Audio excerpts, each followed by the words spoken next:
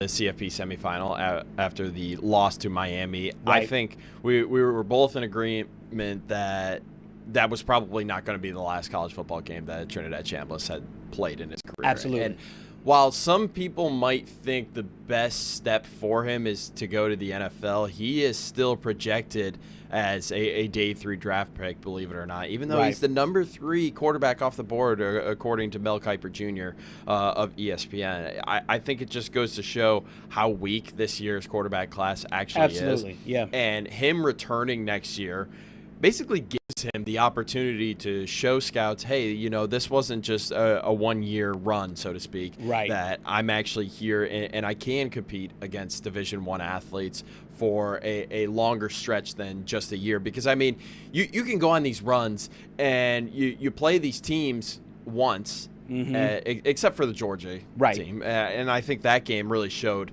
scouts a lot that, hey, you know, you can't really scout against me even if you've played against me, because I'll still find a way to beat you. And the 2 best games of his career, in my opinion, were the 2 games against Georgia.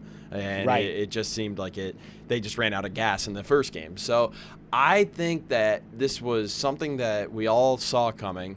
And I think the fact that you file the lawsuit in the Mississippi court, in the Oxford court, right? I believe it's 1 mile away from the campus, and the judge that's got this case is a Ole Miss law grad. So take with that what you will. Right. I'm sure there's all these like prediction. A judge is supposed to be fair arbiter of the law. Fair, yeah. But we just saw yesterday, you know, the Tuscaloosa judge was like, yeah, you know, Charles Bediako, he's good, he's good. So I'm sure there's going to be absolutely no bias going on here at all. Just like the same way if this were to be filed in an Indianapolis court. Yes. Totally no bias there at all. So no. I mean, it's a crazy situation that we've seen unfold. And honestly, I wouldn't be surprised if this was the last one. This is interesting because I follow. I don't know if you follow Tony Robbins, the motivational speaker and all of that. He has one thing. He's got one phrase that I really like, and it's called "Success Leaves Clues." Yeah. He basically talks about how the keys and pillars to success kind of runs across the board: business success, sports success. I think success is leaving clues here as well, because we are seeing the same game plan being rolled out with all of these situations. If the NCAA denies it, you file an injunction within a local court, and next thing you know, you're able to come back and play. Now, Charles Bediako, the guy at Alabama that was the headliner yesterday, we don't know yet if he will play, but however, the path has been open. Same thing now with Trinidad Chambliss. It looks like the path is now opening that he will be able to win this injunction, mainly because if you don't speak a lot of legalese, I'll try to break it down to you as best as I know. The fact that the way that the cases are in these books, this case will not be even seen until like 2028. No. So as long as you can just kick the can down the road one time. They have a stack of papers this high that they have to get to first. That's exactly right. And way more. We'll get to it later. Way more pressing situations. And guess what happens between now and by the time they get there? Another college football season and another basketball season in Bediako's case. And so I think what we're seeing with the NCAA is they're almost like paper tigers. Yeah. Like they're shaped like a tiger, and it looks like there's going to bite, but there's not much they can actually do in these kind of situations, especially once it goes to court.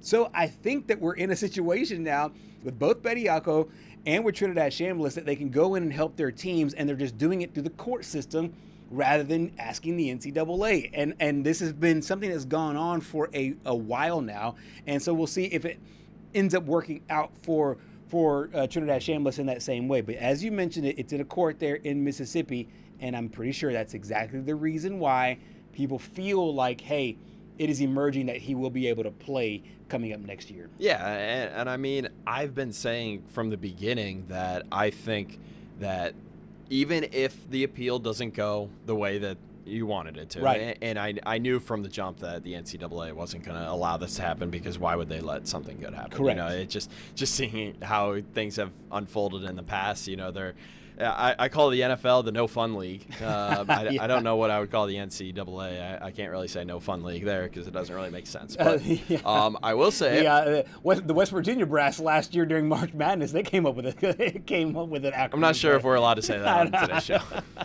I'll leave that to the governor. Yeah. Leave that to you if you're so inclined to know what my people up there in West Virginia. They didn't hide it either. Wanted to think about the NCAA. You can just go ahead and look that up on Google. Yeah. Like Kurt Signetti says, Google me. Which, by the way, did you see that they added? No. So if you Google Kurt Signetti now, it says, "Yup, he won." At the top. Do it right now. Do it right now. I'm do it right now. Do it right now. Really? Yes. I'm gonna do it again as well. So if you look up Kurt Signetti, that is awesome. Shout out to Google for that, by the way. That is great. At the very top. Yep, he won. Yep, he won. I mean, and right there at the very top. You know what? That is. If I'm Kirk Signetti, I try to go get some NIL money from Google. I know they're all Silicon Valley people up there from all these tech companies. But I wonder if you could go to Google and say, hey, look, I know I didn't do much for your bottom line, but, people are using Google and not other search engines because of what I said. Well, at least he's cashing in somewhere else because I think he's got a deal with Chipotle now. Oh, that's right. He had currently 500 bowls and a beer deal as well, I think. Did you? Yes, yeah. He gets lifetime beer from the distillery that makes Hoosier beer. I apologize, I do not know the name off the top of my head, but I will say you can now order the bowl that he gets every day at Chipotle. It's called a Signetti Bowl? Yeah. That is awesome. They should name it the I Win Bowl. Right, yeah. But speaking of the whole Bediako Chambliss situation, which we'll dive into with our friend there, Scott Griffin, up in Birmingham in just a few minutes. Our friends over there at AL.com did report that the plan is, as long as things go according to plan over the next 2 days, that Charles Bediako will play. Which is absolutely ridiculous. It's ridiculous thing considering the fact that he hasn't played college basketball since 2023. But this situation to me is really intriguing for a lot of reasons because Trinidad Chambliss, his impact on the football field will obviously be huge for Ole Miss next year. This is a team that was the highest finishing SEC team in the nation last year. They finished number 3, and to get your starting quarterback back and the guys that made the run to the college football championship is huge. For the immediate future for Alabama, what they need right now what Bediako brings. Yes. A big body, down low, and being able to get rebounds. And that's exactly where Alabama is hampered. So I think the immediate impact for this Alabama basketball team could be a monster thing for coaching company. It is interesting because we heard preseason some championship coaches. You had Tom Izzo, you had John Calipari have spoken out about guys that are being able to get, this extra year, so to speak, in the NCAA allowing it. Now, we will say the NCAA's, to their credit, I'm using that in air quotes, the big ones, they have said no to the Bediako deal. The way he's able to play is through an injunction in court. Mm-hmm. However, Kentucky head coach Mark Pope, after the game, was obviously asked about it as well, and he has some interesting thoughts. I'll give you my 2 cents just so you have it. At some point, I don't have hard feelings towards anybody making any decision because every single college program and college coach are the most competitive people in the world. They're going to try and find any avenue they can to find an advantage. It's what we're paid to do. It's what we do. The one stopgap that is kind of spreading right now that maybe has some legs, it's kind of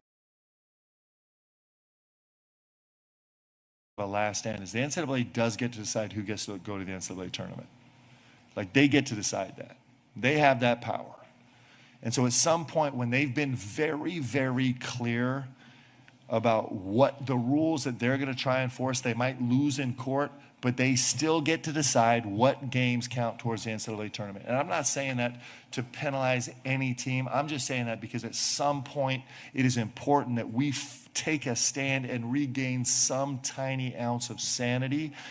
And until someone tells me different, I still believe the NCAA has full power over who gets in the NCAA tournament and what games they count towards your NCAA tournament bid. And at the end of the day, that is what drives all of us. So I hopefully will take a stand there and clean this up for everybody, Because right now everybody is chasing their tails, and I think it's a place we can take a stand. I hope we will. This game matters too much. The NCAA tournament is too extraordinary a deal. These high school players and these young players and all these players matter too much. College basketball matters too much. Mark Pope's thoughts are really interesting, and they're interesting considering what he has on his own squad. because he does have a guy that was cleared by the NCAA that did play professional basketball in Europe. And so that's kind of the dividing line. He did not outright say, to his credit, he did not outright say that Charles Bediako and these other guys that have played in G League games that are getting on the court because of the injunctions, he did not say that they should be, dismembered or whatever. Right. What he did say is essentially AHSA, or sorry, not AHSA, I'm thinking of our local governing body. Yeah. What he's saying is the NCAA, hey, guys, you know what to do here, essentially, is kind of what I got from them. Like, hey, if they decide to play Charles Bediako, you know what to do with him. And it seems like it's a pretty slippery slope, though, because when you're talking professional basketball, it looks like has to be a differentiation between American basketball and European, and it looks like Mark Pope is kind of urging the NCAA to go that route. And we're starting to get more reports of the NCAA starting to gain momentum on if Bediako were to play in this game this Saturday against Tennessee, that the chance of that win, so to speak, if the Tide were to win, would probably be vacated. Yeah. So, right. I mean, I don't know why you would run that risk. And that's the thing. That's just to me, one game probably doesn't cost Alabama the tournament. Yeah. It could cost Alabama maybe the difference between a 3 seed and a 4 seed. Especially if Tennessee goes on to have a good year. If that's one of their quality Q1 wins, that could be a huge one for Alabama. So I don't know if these 40 minutes without a guy that hasn't played for the first 20-something games of the season, I don't know how big of a difference it makes going into this game. I am interested to see going into this season if there is if there are a lot of coaches who just say, you know what, we will beg for forgiveness on the back end and just go ahead and just go through with it. Yeah. And I wonder if Nate Oates is that guy, because like you said, it seems like there is a push for Bama to play him. And it seems like there might be a push from the other side for the NCAA to say any game that he's in, he's not eligible. And it just looks like these two forces are coming to a head. And if the ultimate arbiter is in court, well, then the NCAA is going to lose because they've lost all of these. Why? Because the case just gets stuffed down to the bottom. We'll see in 2028 when none of this matters. I mean, you might as well just call the NCAA the 2007 Detroit Lions when they went 0-16, or the Cleveland Browns when they went 0-16. I mean, they just don't win, and until there's help from Congress with an antitrust act, like I just don't see them ever winning a case. Right. Because when there's money on the table, it's always going to go in the favor of the players, because you've opened these floodgates when you started the whole NIL thing. Correct. And there just wasn't enough guidelines. There just weren't enough guidelines when it started. And now we've started to see it snowball into what it's become now. Right. And the thing is, if you go to Congress right now, not sure if you follow the news, there's a lot of stuff going on in the world right now.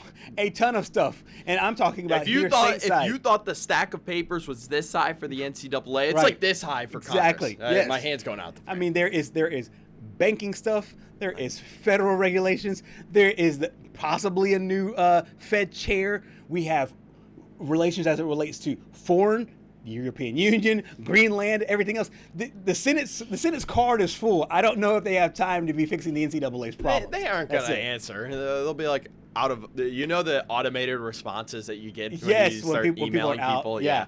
Sorry, we'll get to this at some point. Yeah. And it'll be 2030. And, is this still a problem? Do you need help here? Maybe they should just start banning teams from conferences. Exactly. Yeah. Right. I don't know. Just come up with something. The most they'll have is a committee who sits around, and by the time the committee's done, nothing is done, and Bediako's already led Alabama to the Final Four. Yeah. That's kind of what it's going to be. Stay with us here next on Southeast Sports Plus. We head over to Alabama. We will talk a little bit more about this situation and about other things in the SEC, as another big slate of college basketball is just around the corner. Stay with us.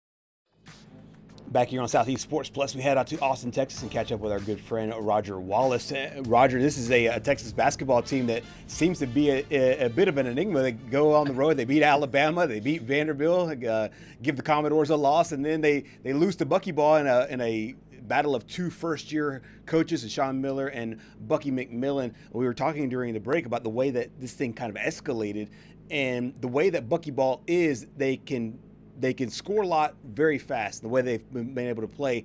And Texas was on the other side of that. Break down what you saw there as the Longhorns fall to the Aggies. Yeah, well, first of all, guys, I'll go back to what I said about I think this team's going to be, and it's going to be a team that has a hard time and probably will win some games they weren't supposed to. I'm sure Alabama falls into that category. Mm-hmm. Maybe Vanderbilt, all that was a home game. And then just when you think maybe they've turned the corner, all of a sudden they're projected as a double-figure seed in the tournament where they weren't even thought of a couple of weeks ago, and then they lose at home in a highly anticipated game. Suddenly everybody's fired up. And so, yeah, and I think Sean Miller, that was one of his big frustrations, as knowing what was on the line. They came in with confidence, but that can be a two-way street, as you know. Confidence can creep into, all right, thinking you've arrived, and then you get knocked in the face by A&M, a team that Sean Miller likes to do it too. They like to play at a fast-paced, high-possession game. They want to score it, but it didn't work out, and it was a little stretch. You know, coaches always talk about last 4 minutes of a half, first 4 minutes of the second half, and that's exactly what Sean Miller talked about when it was only a 5-point lead with about 4 minutes to go in the half, but then you go 8 minutes later into the second half, and it's a 15-point swing. And right. Although it was still a relatively close game, Texas just couldn't get over the hump. That would fall into the bad loss category. Now they got to go back on the road to Kentucky on Wednesday. What went wrong for you? And I'm sure there was a few things that you could pinpoint it to, but overall, what was the main reason why Texas was unable to pull out the win? Well, and I'll defer to the head coach, but he just thought they were a step slow. But this is a team that they got to make shots because they're going to give up points. And, if you look at the numbers, every number is almost dead even or favors Texas except for shooting percentage. Right. And they allowed A&M to shoot over 50%, and Texas shot just over 40%. So other than that, Texas shot and made more free throws. Turnovers were relatively even. You look at all that. They didn't overly foul like they've had problems doing before. There you see the stat about the bench scoring. Certainly that's something that needs to stay consistent. You see the 8 turnovers, but that's a pretty low number when you think of a high possession game. So again, a lot of times it comes down to the most basic thing. The old saying, it's a make or miss league. Right. And Texas didn't shoot the ball very well, and that turned out to be the difference. If you're not shooting it well, those deficits you're trying to come back for, you're down 10. It feels like a lot more. And I was concerned that Sean Miller was concerned that they were a step slow when you're talking about a game of this magnitude, this time of year, with this team seemingly feeling pretty good about itself after the last 2 ball games. No question about it. Sean Miller after the game about letting this one slip away. And I'm telling you right now, in the first 4 minutes of the second half, we were not ready to play. There was one team that was running fast, and there was one team that was not running nearly as fast as they could. There's one team that came out of halftime ready to play it all the way to the end from start to finish, and one team that, for whatever reason, just couldn't quite get up and get after it like you're capable of in the SEC in a game of this meaning. If you add up the last 3 or 4 minutes of the first half and the first 4 minutes of the second half, that's where the game was won and lost. They crushed us in those 2 segments. For most of the game, I thought we played with a lot of effort and we did some great things. But that 4-minute segment, what happened in that 4-minute segment was a reflection of us not understanding the stakes here. So next up, Roger, this is a basketball team that has to go to Rupp Arena. And I know that Rupp probably doesn't have the same, to these kids, obviously, they don't necessarily understand and or fear it the same way that you probably would a generation ago. But now this team goes to Kentucky, that a team that's kind of, I don't know if they found themselves, but they're playing really well here over the last few games. What do you want to see change as they now face the Wildcats? Kind of like Texas, right? They struggled. Everybody's piling on Mark Pope, and then all of a sudden they steal that game at LSU, and then they beat Tennessee, and what a breakdown by Rick Barnes in Tennessee to lose that ball game. So all of a sudden Kentucky's feeling pretty good. They're coming home. Sounds familiar, right? and Texas kind of limping in a little bit. So I think this is a game, guys, where you're gonna have to weather the storm. Rupp's gonna be alive. It's a special place. It's, like you said, it may not be what it used to be, but still, it's going to be a tough environment for Texas to go into. And we know what Mark Pope's teams want to do. They want to get them down the floor. They want to score. Texas got to match that and make sure this thing doesn't get away from them early on, because we're in that part of the schedule now where you thought, okay, they beat A&M. They're 3-2 in the conference. If they split the next two, Kentucky and Georgia 4-3, looking pretty good. Now all of a sudden you're 2-3. You lose to Kentucky, and you're coming home against a good Georgia team. It's a noon tip on Saturday, right. and you're on the doorstep there of really digging yourself a hole. So, pretty big game. It's gonna be a tough one to win at Rupp, but it was a tough one to win at Coleman in Tuscaloosa, and they figured out a way. So maybe that's just kind of the DNA of this team is when you least expect it. But I think that's going to be a tough one on Wednesday night, no doubt. Absolutely. We'll flip it over to the women's side, because this is a team that made a lot of noise in the they did beat the week. Texas A&M. And they did beat Texas A&M. This comes after 2 losses, and Coach Vic Schaefer, we've talked about it before, how he kind of let his feelings be known, the fact that he thought that the SEC had a vendetta against them. Lost 2 games, but as Patrick just mentioned, beat Texas A&M. And I think when we were talking about this during the break, I think the highest respect is that, hey, even though they have those 2 losses, they still remain 4th in the national polls. So the pollsters don't think those are bad losses. Now they kind of get back on their feet. What did you make of the week for the women and just the way that they continue to handle themselves and bounce back from adversity? Yeah, you think about, you lose by 5 at LSU and by 3 at South Carolina. So two highly ranked teams by a total of 8 points on the road. And then that A&M game, it started out like maybe they had a little hangover against A&M. I don't know how close you guys follow. This is a 10-point game at the half, 34-24, and Texas wins by 45 points. Now, I know none of us are math geniuses, but we can figure out that must have been one horrendous second half for Texas A&M, and that's the case. 23-3 in the third quarter. A&M shoots 17% for the game. And how about this, guys? Ashton Judd hits a 3 with under a minute to go for Texas to snap an 0 for 17 from 3 for the Longhorns in the ball game.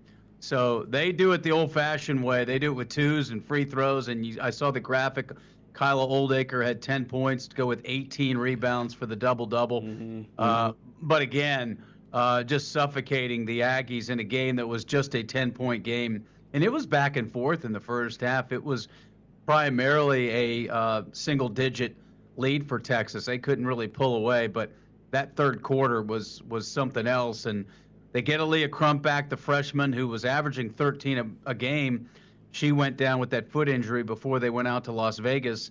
And so she's been out the better part of 6 weeks. She comes in, gets in double figures, so they're getting back to full strength, and then they get the week off. They don't have a midweek. They go to Arkansas on Sunday. So we'll see if they turn the corner. They've got some tough ones. I'm going to be part of that Tennessee swing coming up in a little less than a month, where they got to go to Vandy and then on to Tennessee on a Thursday and a Sunday. So they got a lot ahead of them, but we'll see if this was a blip, losing to South Carolina and LSU back to back, because what they did the Aggies it wasn't pretty in the second half. Was it 46-11, I think?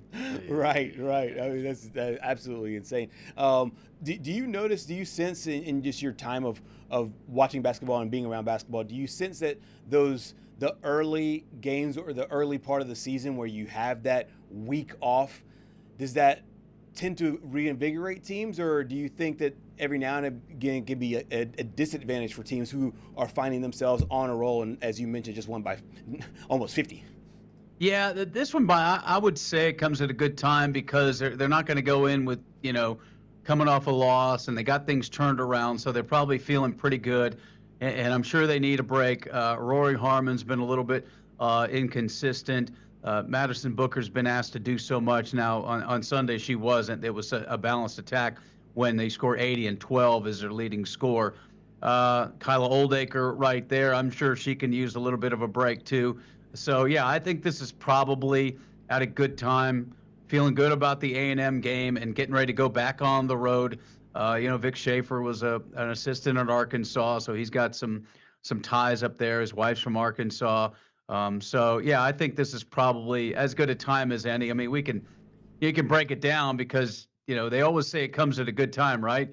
But sometimes I think that's not necessarily the case. It feels like this is probably a pretty good time. But then again, they're only 6 games into conference play, so that means that they got the grind coming up after this bye week, if you will, and then it's full steam ahead. Absolutely. We were talking during the break about tonight's national championship game. For the second time, we'll crown a champion after a 12. Let's get down to it now, huh? Exactly. Yeah, 12-team playoff. We know that you have ties there to the Hoosier State. You've watched a lot of Indiana football. As you break this one down, what are some of your main maybe X factor storylines and things that you're looking for when that game kicks off tonight?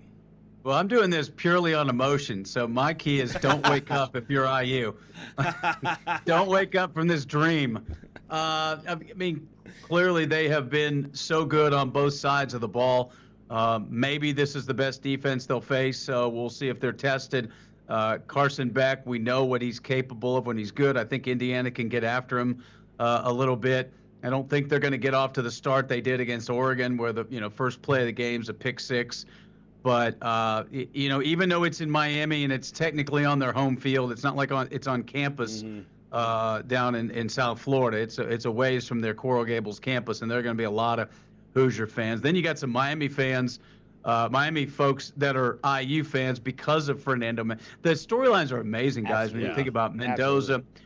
Absolutely. And Mendoza went to the same high school as Cristobal, Mario Cristobal. They both went to that Columbus High School. It turns out a lot of talent in that area, so it's going to be fascinating, and I just can't believe that I'm talking about Indiana not only playing for a national championship, but if they win it, you have to put them up there. I know it's a different era with how you can build a team, but still, it's funny because if they win, I can't wait to tell Sark. Remember what you said about nobody's going to go undefeated, 16-0? Yeah. I'll have a good time Remember reminding when him of that. Dabo said that they're going to be the first 16-0 team Right. to start the year, but I mean. Yeah, so, I mean, I don't know. I mean, Indiana, the line keeps moving up. That scares me because I'm strictly a fan tonight to see if they can do, they have as many losses as they had wins my senior year. So this is all just kind of fantasy land for me as an IU football player, and I didn't get too wrapped up in it because they were no good, so there was no emotion. Right. I was on edge for IU basketball back then during the night days, and that was a 4-year stretch where it wasn't a great 4-year stretch. They did end Michael Jordan's college career my junior year when they beat him in the regionals in Atlanta, but they didn't go to a Final Four. They didn't even go to the tournament my senior year. They went to the NIT and lost in the championship game to UCLA and Reggie Miller, and then 2 years later they won the national championship in New Orleans with the Keith Smart shot. Roger, I could just talk about this all day. Just a national championship question in general. Gerhard and I were talking in the last segment about how it's January 19th and the national championship is being played right now. I believe next year it's going to be played on January 27th. Do you think as far as I know, the Big Ten and the SEC did not reach an agreement on expanding the playoff. Do you think that this is being dragged out just a little bit too long? It feels like it. I don't know what the solution is because you're going to have time in between games no matter when it is. But right. Yeah, it kind of feels like it's not in the stream of consciousness for a lot of fans. It's a Monday night. You're coming off a wild NFL weekend. Yeah. Like you said, we're now mid-January. Now, for the Miami fans and the Indiana fans, they've been on pins and needles for a week. I don't know the solution. I mean, I don't see how you can cram this season and have it end around New Year's like a lot of people talk about. Right, you're going to have to get rid of the conference championship games, and you're probably going to be playing games before August 20th, right? Or you're going to cut down a game. I mean, I remember when they went from 11 to 12 and and Texas had to add Sam Houston State to get that 12th ball game. I believe that was '06, the '06 season, maybe '07. So I remember when it was an 11-game season. I think everyone was fine with that. So I don't know the answer. Yeah. Because of if you expand, you potentially get more weeks. Now, if you go to 16, you don't. Just everybody plays the first round. Right. So, but yeah, it feels like it, doesn't it? That people. When was that semifinal game? Oh, it was last Friday, a week ago Friday, Yeah, or a week ago yeah. Thursday. And it's a Monday, and I know a lot of people are upset that Monday night, school night. It's not a school day, but a school night for kids. Right. At least they're starting it at more reasonable hour. What, about 6:40 Central Time? But yeah, I don't know what the right solution is for that. And I don't think I don't think anybody wants to go to Austin on August 20th and go to a day game. Oh, with yeah. how hot yeah. it is. Right. I mean, That's tough. Although, September can be the same. It could be miserable, very but you're true. right. Very true. You're right. And then you're pushing back, training camp into Right. July. I don't know. I think we're gonna keep expanding because the money's gonna be there. Yep. I guess the big question will be the championship games. If they get rid of that weekend, you get a little more flexibility. So you either get rid of the championship games, you go back to 11 regular season, or you start the season even earlier in August. Right. Final thing before we let you go, do you have any superstitions? What are you wearing tonight? What's the attire? I don't wear gear. I'm not a gear guy. No gear. Okay. All right. Here's a funny one for you guys. I was mentioning when IU beat North Carolina in Atlanta at the old Omni in 1984 in the Sweet 16, and I went down there with some friends, and I wore a blue golf shirt. And so every time they pan the crowd, it's crimson and cream, not red and white, and one dude in a blue golf shirt. So I got a lot of airtime just because it was pretty easy to pick me out. So, yeah, I don't wear gear. And then in '87, I was at the national championship in the Superdome. That was the first year that they played it in a stadium. Stadium. Yeah, and that's when CBS's James Brown at the time went up to the top and said the game's just a rumor from here. Well, a buddy of mine and I got tickets, and we were up in the upper deck, and they beat UNLV, and we easily could have moved down for the championship against Syracuse. A lot of people don't even go. They were practically giving away tickets. Right. I said, nope, we're not moving seats. I don't care. I'll watch the game on tape to see what it really looked like. We're not moving. So I'll be in my same spot tonight. I won't have any gear on. I like some quiet, but I'm watching with my daughter, and she's pretty invested in the Hoosiers. So I love it. Yeah. That's going to be tough. But yeah, I'm kind of the anti-fan in a lot of ways. But I haven't had this. I haven't had anything like this in so long outside of, covering Texas. Now, '05 national title game, but that's different. I was working it. Yeah. Right. '09, '10 national title game. I'm working it. I spent half the game outside the Texas locker room because Colt McCoy was in there trying to figure out if he was going to be able to play. So I haven't had anything like this in so long. I don't even know how I'm going to feel tonight. Well, I'm rooting for you, rooting for your happiness and for your daughter's happiness tonight. Appreciate it. Go Hoosiers. And thank you so much for joining us here today, Roger. All right. Thanks, guys. Hell was fun. Roger Wallace joining us from Austin, an IU graduate. And so, he made the point of points. Yeah. This is a compelling storyline, really, for either team. And I think for Indiana, though, I mean, if you're just a casual fan, I don't see how you do not root for the Hoosiers. I mean, I'm just going to come out and say it. I'm definitely rooting for Indiana tonight just because in my opinion, it's a better story. Don't get me wrong, the Miami story's great and all, but I think if you're going to stack the two up against each other, I think the Indiana one holds a little bit more weight just because of the history. That is truly a basketball school, and now they're starting to transition a little bit into a football school. And I think, though, it gets more wide open because every time you think about it, and now if we live in a world where Indiana can win a championship, it's no disrespect to Indiana, it just feels possible for anybody to win a national championship. We'll continue to break this game down. We'll also have more coming up in our next half hour as we close hour number 1 here on this Championship Monday night.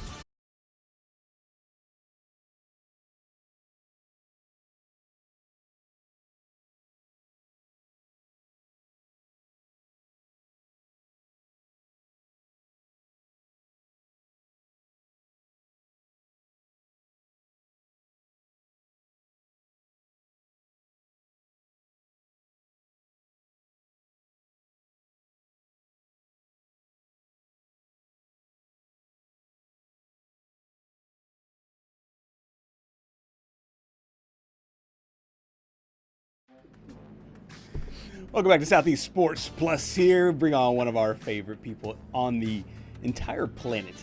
Planet Earth. Planet Earth. Our friend Courtney Mims.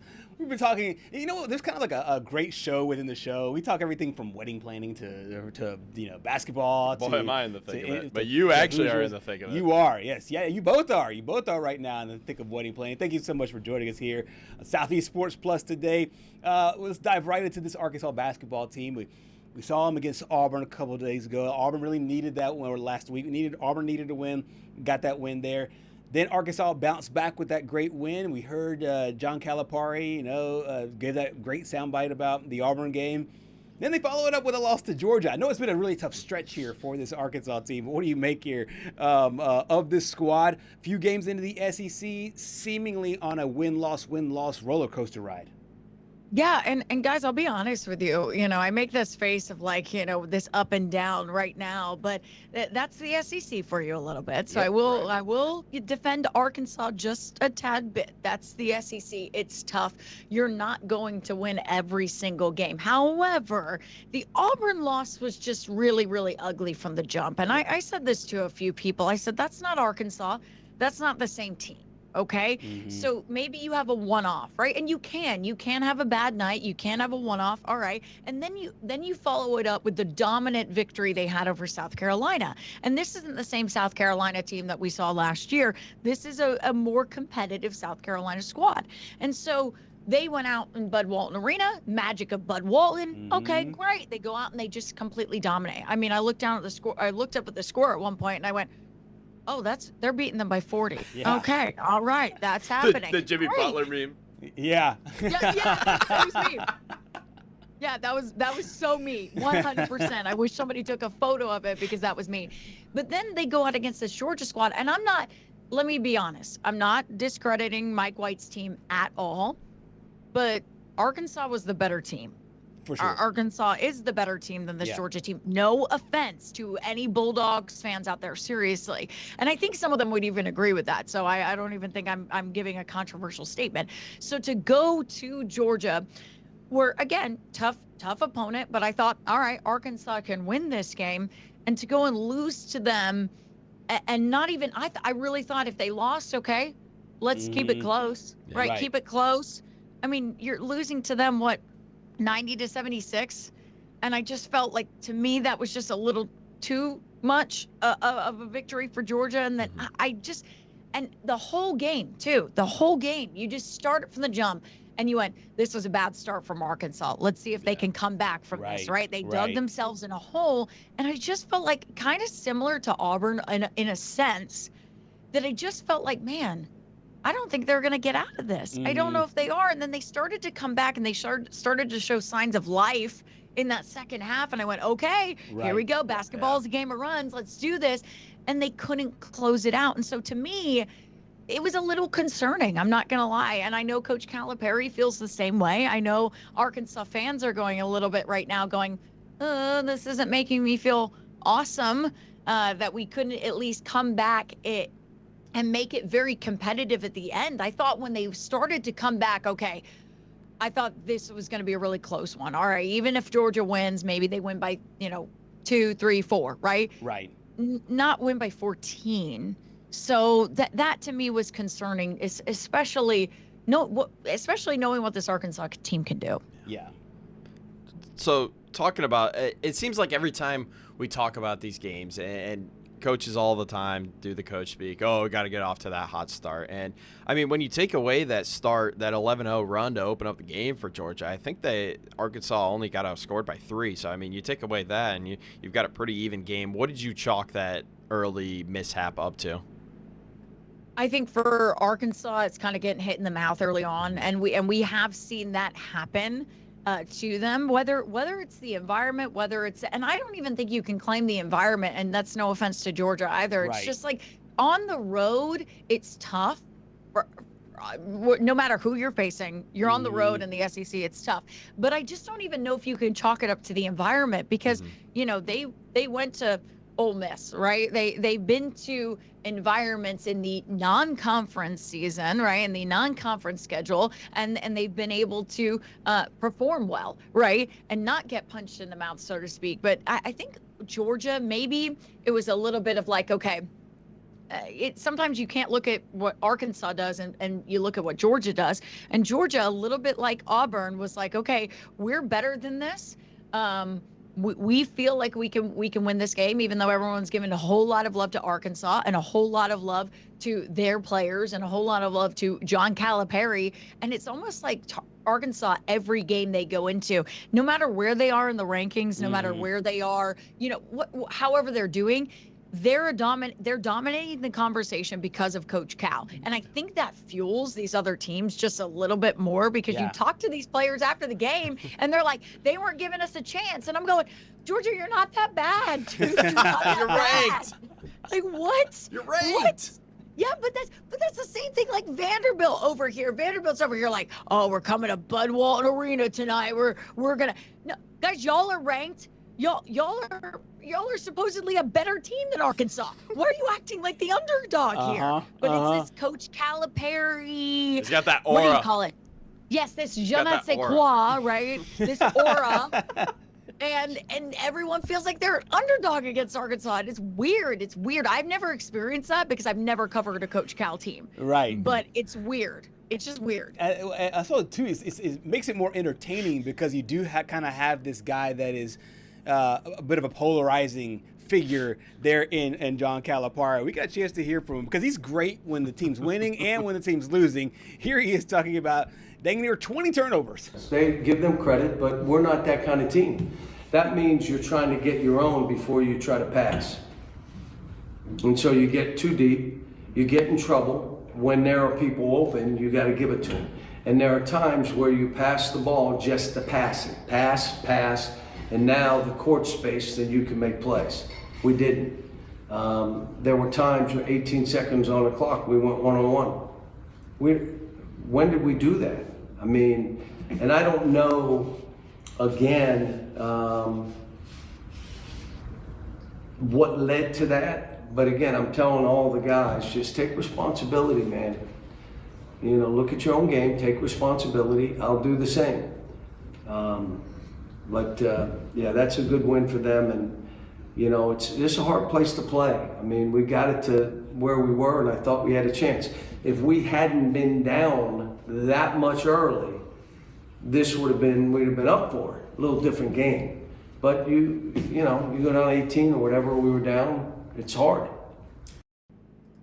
One of the growing concerns for Kentucky fans when John Calipari was there was the fact that he just rolled out very young teams, and young teams towards the end couldn't necessarily play. Is there any fear? I know that this team is not as young as his previous teams. Is there any concern this year, led by a true freshman, other younger guys that are in the mix, that this is kind of the up and down game you'll get when you do play with these young guys, and it might be again another killer when it comes time in March?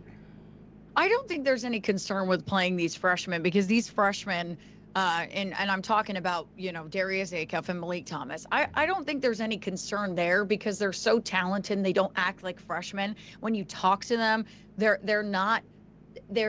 act like they're much older and they've been playing college basketball for longer than they have. So to me, I don't think you're looking at the younger guys and going, ooh, concern. To me, I'm looking at the older guys and going, a little bit of concern. Okay, yeah. Because, and I'll go into this. I've said it before and I will say it again. I will die on this hill. And I swear I sound like a broken record here. People go, Darius Acuff, Malik Thomas playing. Yeah, but it's not all on Darius Acuff, and it's not all on Malik Thomas, and they both know that. You have to have these other guys step up around them. When you look at the stat sheet, and it is a bit more balanced, where it's like, okay, Darius has a big shooting night. That's great. But then you look at all the contributions down the lineup from these other guys. When the other guys are quiet, that's when you see Darius can't do it all by himself. Malik can't do it all by himself, right? I want to see Malik Ewan's playing great right now. Right. He He needs, is, I yes. think, let's be honest, he needs more minutes. Let's be honest. He needs more minutes. Nick Pringle hasn't been doing very much. And this is the guy that comes into Arkansas with so much experience, right? At Alabama, at South Carolina. This is a guy who's been playing longer in the SEC than a lot of people out there. So he should come in and he needs to be a leader. He needs to play better because this isn't the same guy that we saw at South Carolina. This isn't. So whatever's happening here, he needs to get out of his head. Trevin Brazil can't be Jekyll and Hyde, okay? Right now we've been seeing a whole lot of Jekyll. We need more Hyde, okay? Yeah. We need that side of you to come out. We know it's there. We know it's there. He needs to do that. Malik Ewan needs more minutes. I don't care what happens here. This guy has proven that he can play more minutes. And so for me, it's not about, when we talk about Darius Acuff, when we talk about Malik Thomas, for me, it's not about those guys. They're playing great. They are. Right. They've been playing well. And even if they have an off night, I mean, come on. We're talking about an off night for Darius Acuff and he's still putting up 20 points. You know, I mean, Right. it's like, that's insane to me. But even if they have off nights, that's okay. It's better when they're on the court. It's better when they're in the lineup. I worry about everybody else around them. I'll even call out DJ Wagner, right? Yeah. A guy that's been a glue guy for this team, a guy that Cal has relied on. He's been loyal to Cal. Cal has relied on him. He's got to play a whole lot better. Otherwise, I've been yelling this. Sorry, Malik Thomas needs to start. Yes. Malik Thomas needs to I'm on that start, train. Cal. Right. I for some whatever reason, it's like, no, we're gonna start DJ Wagner. No, we get it. You're loyal to him. We get it. He's an older guy. We get it. He's a leader on this team. You need to start Malik Thomas. He's proven it. You need to start him. You need to play Malik Ewan. I would say a lot more minutes than he's been getting. I mean, 20 minutes, that is, half the game, but still, I mean, I'd like to see him getting up there into what Malik plays, right? 29, right? Right. Get Nick Pringle off of the court a little bit more. Get Malik Ewan in. So, to me, I'm not worried about the freshmen. I want to see these older guys step up. Because if they don't do that, that's the key, guys. It ain't about Darius Acuff, it ain't about Malik Thomas. They're good, and they're going to continue being good. Right. Okay? It's the older guys that are being like, ooh, let's show up one night, let's not. Yeah. What are you, too old to play this sport? No. You're fine. Get over it. Sorry, that's mean. All right. Well, they got another tough one tonight. Yep. Oh. And you know what time it is. No. We need you to peer into it. Peer into that crystal ball. It's been off, Because this y'all. is a It's been Vanderbilt team off. that's angry. Yes, Angry. they are. You're running into all of these teams angry. What's going on? I know. You're running into these angry teams, Arkansas. It's the SEC. I can't. I think this is going to be a really, really interesting matchup. I think Arkansas has an opportunity. Oh, if you're hey, you guys have me on every night where I'm like, hey, if you're not watching college basketball tonight, you don't care enough about the sport because man, oh man, there's some really good matchups here on a Tuesday night. And this is one of them. You have two offenses that are seriously the best in the country. Go look at the statistics. Two of the best offenses in the country. And Vanderbilt's really good on defense too. Arkansas still lacks a Three-pointers. Yeah. And what does Vanderbilt do a lot? Shoot three-pointers. They shoot threes. Three-pointers. They shoot a lot of so threes. yeah, that's going to be a key tonight, but it's also going to be slowing down Vanderbilt's offense, right? Because Arkansas offensively is good. They are. Right. Vanderbilt offensively is good, but I think the key will be if Arkansas wants to win this game, they're going to have to slow them down just a little bit because this is going to be it's going to be, if you like scoring. It might be north of like 100 on both sides. That's what I'm thinking. I'm seriously thinking that. So, and I think it was Kenny Payne the other day on Cal's coach's show, assistant coach for Arkansas. He kind of said, hey, if we want to win this game, we're going to have to go back to the defensive fundamentals. We are going to have to be good at everything defensively. Like you said, defend the three. We're going to have to be good on the glass. We're going to have to be tough in the paint. Do you hear what I'm saying? Yep. Nick Pringle, Malik Ewan, Trevin Brazil. We're going to have to be what? Tough in the paint. And so There you go. And the other thing, too, is you talk about 20 turnovers, right? I think Gerhard brought up that stat, right? It was 18, yeah. It was just 18, sorry. No. Near 20 turnovers. It almost felt like 20 turnovers with how that game was going. But you're going up against a team in Vanderbilt that likes to steal, right? That's very good at forcing turnovers. And so that is going to be key in this one too. While we talk about great defense, they've got to take care of the basketball as well. They've got to make sure that they do a really, really good job of that. Otherwise, this is a team, y'all thought Georgia was bad, right? On points from turnovers, they turned 29 points off of those 18 turnovers. We thought that was bad. Vanderbilt can do that. Yeah. They can do that times two. Yep. Okay. So let's be honest. Those are a couple of things that I want to see from this Arkansas team if they want to win. But you asked Courtney's crystal ball. Okay. And I'm going to say this, Gerhard, you made me even more of a believer in this because I was like, you know what? There is some Bud Walton Arena magic. Arkansas has been bad right now. I'm serious. Arkansas hasn't shown what we wanted to see on the road. But they've done well when it comes to at home. So I'm going to say the Bud Walton Arena magic is there. We have a lot of people going to this game tonight. Okay. They're going to bring it. They're going to bring the atmosphere. And Arkansas is going to pull off the win over Vanderbilt. That's my crystal ball. I'm going to do it. I'm going to do it. Love it, love it, love it. There you go. Let it be said, let it be done. Courtney's crystal ball is spoken. You're the best. Thank you so much for joining us here on Southeast Sports Thank you. Plus. Good luck with the planning. Thank you guys. I appreciate you guys. Thank you so much. Absolutely. Courtney Mims joining us from Little Rock, Arkansas. Hey, and right now, and she said this perfectly. The Vandy guys all come in there and they're talking all this noise. Arkansas is the slight favorite in this one, so they might have some beef. Cancel? But I'm a believer in Bud Walton. I'm a believer in the Walton magic. I think this is going to be. I think this is technically Super Tuesday. Yeah. Because Kansas is playing at 11 o'clock Eastern tonight, which is just ridiculous in my wild. mind. Yeah. Playing out in Colorado, but this is going to be a great game. It's going to be insane for two teams that really, really could use a win and bounce back and kind of get out of this bubble where the 2-3 and 3-2 teams sit in SEC play. Much more on that in our second hour. We close up hour number 1 next. We're back here on Southeast Sports Plus, closing up hour number 1 here. And something that we do a lot during the course of the season is we offer our initial overreactions. And these are quite purposeful, big, broad statements that we have week to week. And then, of course, those things fluctuate and they're meant to be a little ridiculous, but now that the season is officially over and we now know the final AP poll, we now know the national champion, we want to issue our season-ending overreactions. Yes, and these will be the last exclusively football overreactions until the draft. We'll do our NFL draft overreactions, SEC style. So right. I'll go ahead and kick us off here. Curt Cignetti, I said this the other day, this is the best single-season coaching job of all time. Mm-hmm. I still think the best coaching career of all time will always be Nick Saban. Right. But what Cignetti was able to do with mostly JMU transfers, only 8 4-stars on that roster, and turn them into an undefeated powerhouse. I mean, they took down Ohio State, who had a boatload of 5-stars. They had Jeremiah Smith, they had Julian Say, and all of these guys.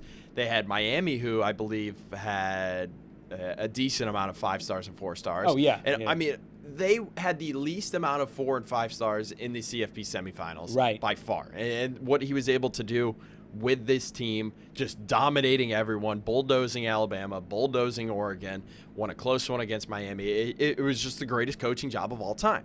Now, I'll bring it back to the SEC. Now, looking at next year, LSU should be the early favorite just because of the transfer portal class that they brought in. Yeah. I still think Sam Leavitt's a little bit overrated. I'm sorry, Tiger fans, but I wouldn't put all of my hopes and dreams into that foot because it's been a bit of a problem for him, especially this past year.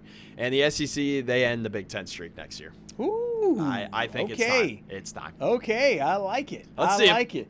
All right, so now for me, I am going to piggyback off of your point about Curt Cignetti having the best coaching job of all time, but I'll caveat it with this. His blueprint is now going to be the new face for everyone. Yeah. And I believe that what we have now, when I say blueprint, not necessarily the 4 and 5 stars, I think most guys will still go for the premier talent, but I mean production over the potential of that production. Yeah. So I believe that we will start to see every team do it the way he did it. Go get a guy that's a baller somewhere else, because you think about it, the top 3 schools ended up being the Cal transfer. I'm talking about quarterbacks here. Yep. Cal transfer is the national champion. Georgia transfer is your second place, and Ferris State transfer is your number 3 squad. Yeah. And it keeps going even after that, inside the top 10 there as well. I think that Cignetti only laid a blueprint which made everybody else recalibrate the way they think about roster management. Yeah. The blueprint now has begun. SEC, it's in now agreement. time to retake the throne. agreement. I don't know if they will. That's why I made it a blanket to the SEC. And my last point, I love the way Texas played Michigan. I love the way Arch looked in that bowl game. He looked good Call down me a the stretch. prisoner. Call me a prisoner of the moment. I think Texas is my number 1 team in my way too early poll. So I think that overreaction. Mississippi State game was the best thing that's ever happened to him, because after that he looked impeccable. That's exactly right. Yes, yes, he did. And now he's got a wide receiver that won't drop a ball for him. I know. And he's got a defense that'll be led by Will Muschamp. Lots of good things happening for Texas this year.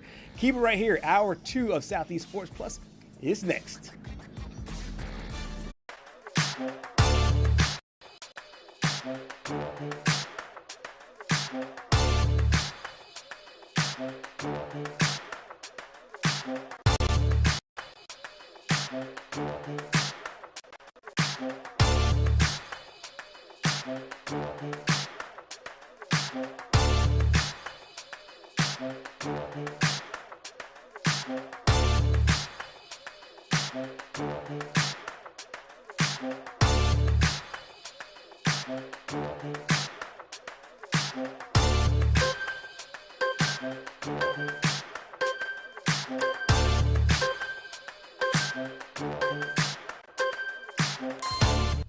In our neck of the woods, sports is tradition. Sports is passion. Sports is family. Sports is fun. Welcome to our house. This is Southeast Sports Plus Live with Gerhard Mathangani.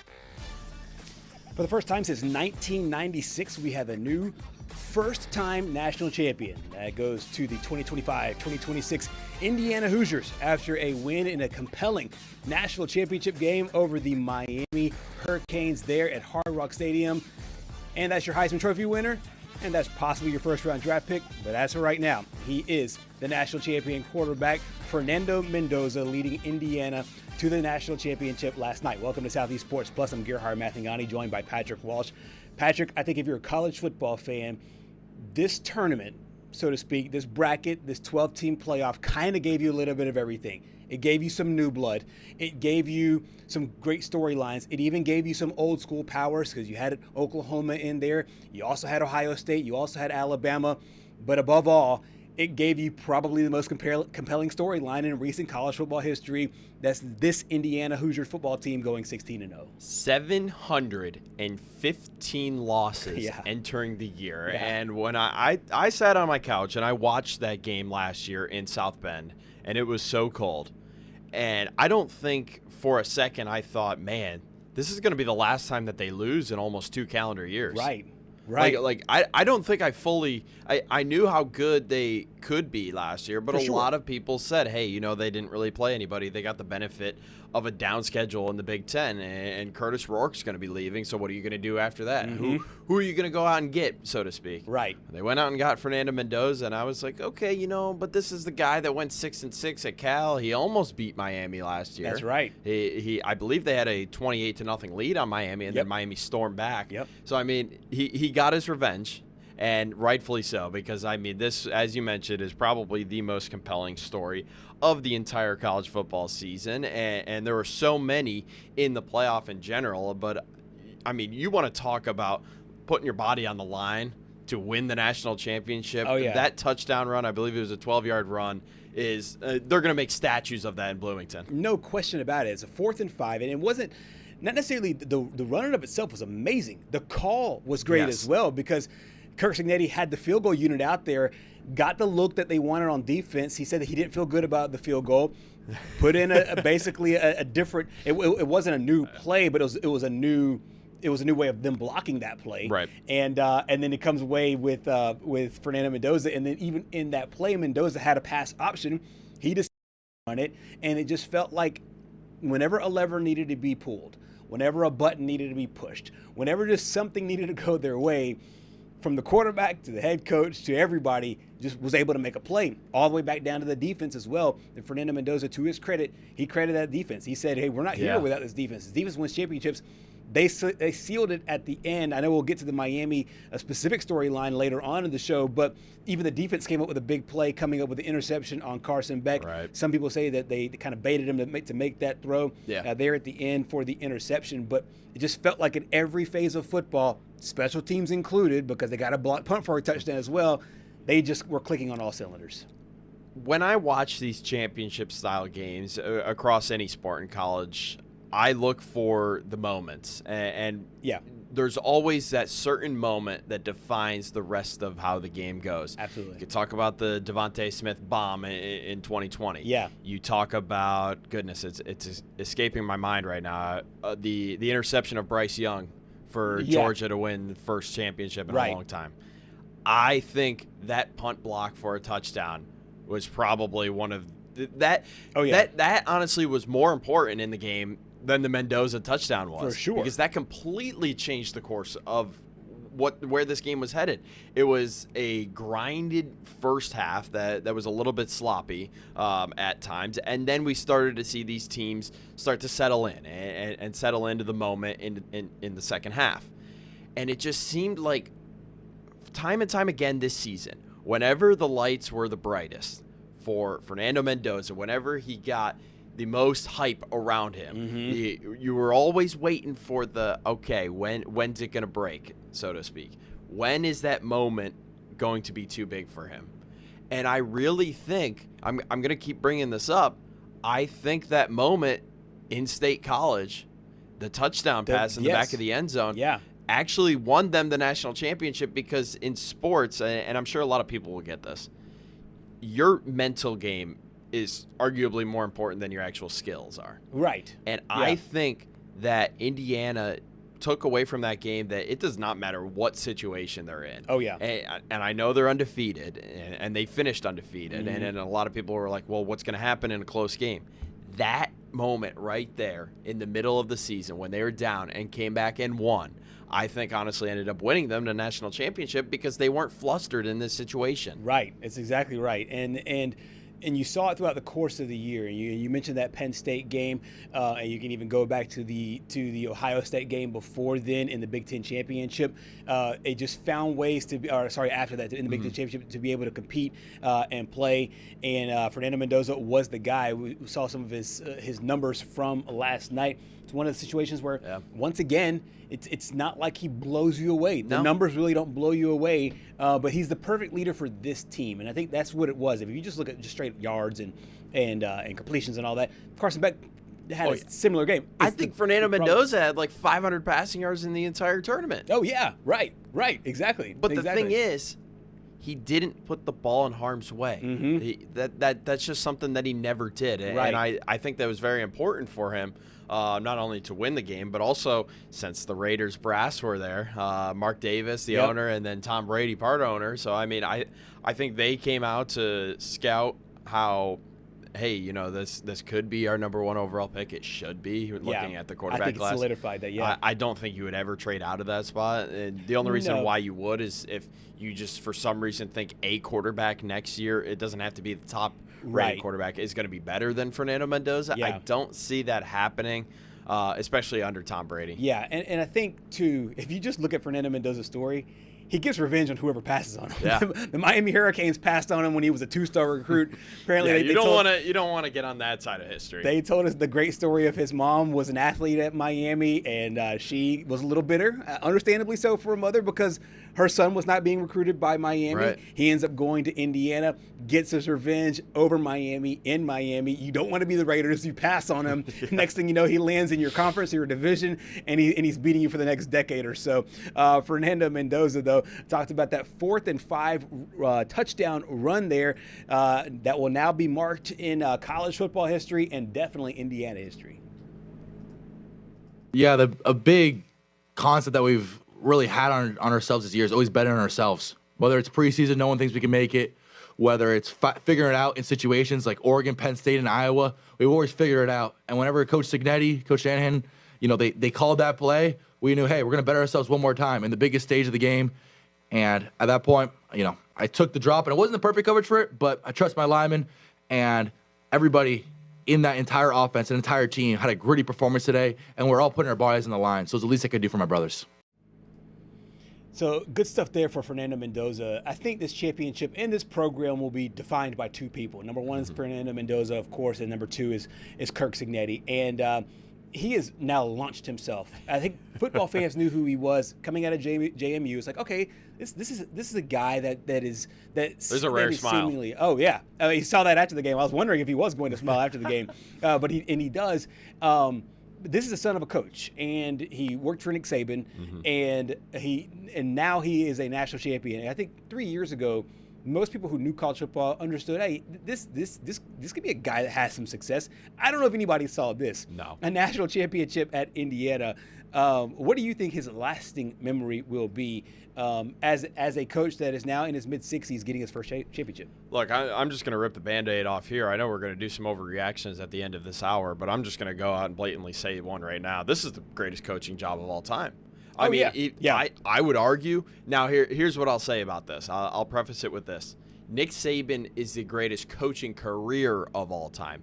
This is the best single-season coaching job we have ever seen. Yeah. I mean, you want to talk about he called them a bunch of misfits, and Fernando Mendoza did too, and that was the rallying cry. Yeah. I believe he had, 8 4-stars? Yes, between 4 and 5 stars, he had 8 total. And I think they were all teams. 4. Yeah. I don't think he had a single not 5-star. Yeah. And what I will say about Nick Saban is he did have 4 and 5 stars at Alabama. So for him to be able to do this, and a lot of is going to be brought up about, oh, well, they were 22, they were 23 years old. My argument to that is every single one of these programs had a chance to get these guys out of the portal. Absolutely. A lot of them came from JMU, and that's where he laid the foundation for this team. So you had the option to go out and find these guys in the portal. It's just Curt Signetti does such a good job at talent evaluation that I think it's honestly the most underrated skill set that he has as a coach. And that's something that you just have to have in today's world. And I think now we're starting to see – here's the thing, though, and Nick Saban would always talk about this. Now is the hard part. Yeah. Because you've gotten to the top. Right. But the hardest part is staying up there. And it's going to be mountain, so hard in the NIL and portal era to just be able to basically reload every year. Right. And it seems like they might. I think they have the number 5 portal class right now coming in next year. I know Alberto Mendoza is entering the transfer portal. Fernando's younger brother. I believe he's – according to some reports, he's linked to Georgia Tech right now. Okay, yeah. Which I think that would be a good fit for him. But I think now we're going to start to see, Indiana used to be the bunch of misfits, but now it's going to be these players are going to come to Indiana like, all right, what can Indiana do for me? Exactly, yeah, and it's kind of laying that groundwork, and Signetti had his JMU guys to help out, and then he added those transfer portal guys there as well. Kirk Signetti spoke last night about the way he's going to enjoy this one. He's a guy that doesn't smile very often, but got a smile from after the game. And if I was smart, I'd probably retire. Then I'd really be a story. But we need the money. What would I do? What would I do? No. So I don't know if I'll have a beer in the tilt chair. I had one after the game. That's enough for me. And we'll be back at it. I love what I do. I love football. I'm a football guy. I don't have many other things that besides family. And in the summer, go for a walk with my wife or go away. In February, the old signing date, first day after the old signing date. I'm a film junkie, and I like putting a team together, and we're going to have a lot of challenges next season. And, but I will have a chance to look back at what we got done, and, these guys made it happen. Let me tell you, we had some great senior leadership on this team. Nowakowski, Coogan, Fisher, Kamara, Surratt. We got some underclassmen that are going to be going out. Fernando could be another one or two. But the seniors, this team was so close, so close. When you have this much success year in, year out, your teams are always close. But this team was exceptionally close. And I think Fernando had a big part of that. And I think Coogan and Fisher and going on the road with some of those wins, the Penn State game, what that did for this team, I can't measure. When we were down and out and all the odds were against us, 2nd and 17 running clock, minute 30, and all of a sudden we recomposed and found a way to get that done. That was incredible. This is a program that was always known for its basketball for the longest time. Legendary head coach, Hall of Famer Bob Knight led one of his teams, one of his many great teams, led one of them, 1975-76, to an undefeated season and a championship. Kirk Cignetti now doing the same here. I would have thought if you would have given me the entire sports landscape of colleges to pick from, I think Indiana could have done it in basketball. I think I would have given Kentucky a better shot to do it in football. Yeah. I think I would have given Duke probably a better shot at doing it in football. I would have probably given Florida definitely a shot at being able to not only win in both, but go undefeated in both. But it's not. It's IU. It's the Indiana Hoosiers. Indiana holds the last undefeated football and men's basketball seasons under Bob Knight, as you mentioned, 1975-76. Yes, we still had pictures in black and white. That was the last time. I know Gonzaga made a nice run at it in 2020, but they were, I believe they lost in the national championship to Baylor that year, so they fell one game short of a undefeated season. And then this Indiana team, which now we're going to have this conversation finally of where does this Indiana team rank all time? I will still put my big three. I'm going to have it a big three. Okay, you got a big three. I'm just doing it I'm doing it modern era. When I say modern, I mean everything after World War II. I'll put everything after 1970. I would say, in my opinion, it is still going to be the 2019 LSU team. Still is number one. And my number 2 team, it's kind of a 2A and 2B because we didn't get to see it because of COVID. 2020 Alabama and this Indiana team are probably right there tied. I kind of have to do it tied because Bama that year played 10 regular season games, all in the SEC. This is a 16-game run here for Indiana this year.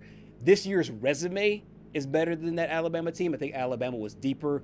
That team was deeper. That team was a lot stronger. But this, to me, is easily modern era top 5. Easily. I think there's one thing for certain. This team is better, definitely better than that Michigan team that just won 2 years ago. Oh, no question, yeah. Definitely, in my opinion, better than the Ohio State team that won last year. I'd agree. And definitely better than those 2 Georgia teams that went back-to-back. Yeah. I would. Yeah. That's just my opinion. That's what I would say. Way more balanced. I think you make a good argument about the 2020 Alabama team because that's the last team that we really saw had true dominance in a field where there were also some other really good teams. Yes. I feel like the field has been down the last few years. It almost felt too easy to pick from. Yeah. And no offense to our Tennessee friends by any means, which we're going to have on next. Ohio State just kind of rolled through everybody last year. And exactly. Tennessee wasn't really the greatest. There were some questions heading into the college football playoff. And then there were some questions about, hey, Oregon, you haven't played in a while. And how are you going to fare in a rematch? And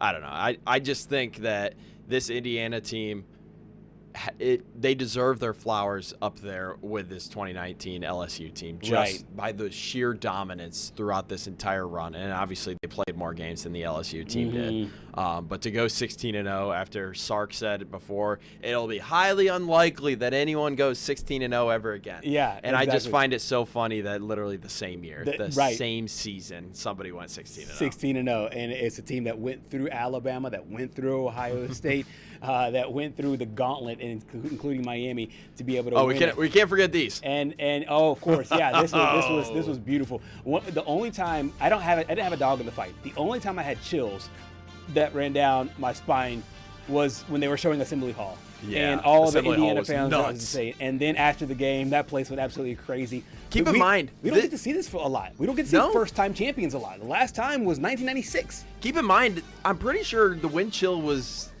in the negatives. Oh yeah. And they didn't care. Oh no. But I tell you what, the things I do to see that in Morgan, Virginia. Man, I know. You know, I can only hope. Maybe one day, but that day may never come. We can only hope. Coming up next year on Southeast Sports Plus, we break down more of the championship game. We also talk some basketball with our friends in Tennessee. Stay with us.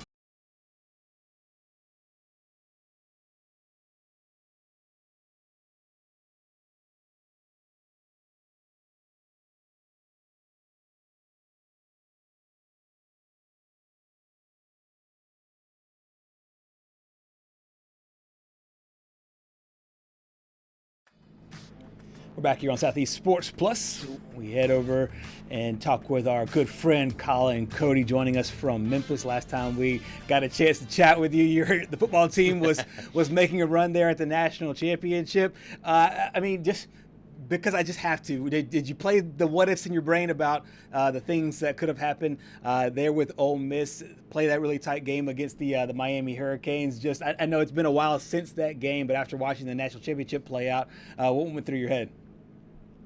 No, 100%. I think being 2 hours behind, and so much travel goes into going across the country, and they win, then automatically you have to start to configure up your plans on how you're going to get there and like how's the best coverage plan. So it wasn't until Monday at 6:00 that my buddy texted me. He was like, "Hey, where you watching the game tonight?" I'm like, "Oh yeah, the national championship." Yeah. Like football ended for me last week, and Right. I'm like, dang, that wasn't the final game, and I just kind of wish they would have gotten that at least one more play, like how Georgia did in the Sugar Bowl, that Ole Miss would have had another I didn't chance even to bring get up into the that end zone. point. That's such a good Right. point. Yeah, that's a good point. That's a really good point. We'll flip over to basketball. The basketball team looking to follow on the footsteps of the football team and end the year on a really strong note. Chris Beard's bunch won 3 straight games going into that Auburn game yesterday. What'd you make of what you saw there in that game, and kind of what this team is as they move forward? Because it looks like they have found some semblance of what they want to be from an identity standpoint.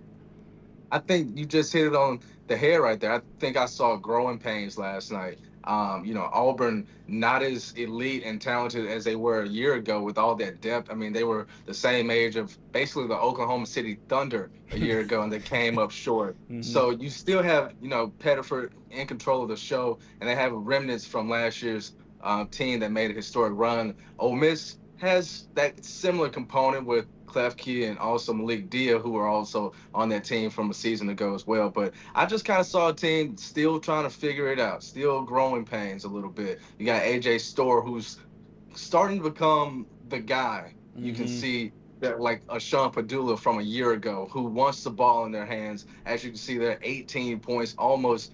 Well, I mean, he didn't shoot the ball great, but it's the fact that he's starting to trust himself to take those shots. And I think Coach Beard is one of the best in the country when it comes to ensuring his guys and his players that this is who you are. I mean, it's okay to we brought you here and bought you here for a reason, right? You gotta expound on that some. So Correct me if I'm wrong, before last night, and we've been able to follow Auburn a little bit closer than I'm sure you have, but coming into last night's game, I thought Malik Dia and Tahad Pettiford were kind of in the same realm where they came back from last year's squad, but really have been underwhelming so far this year. What have you taken from Malik's game so far this year? Is he underperforming? Is it a little bit of a shock to everyone over there?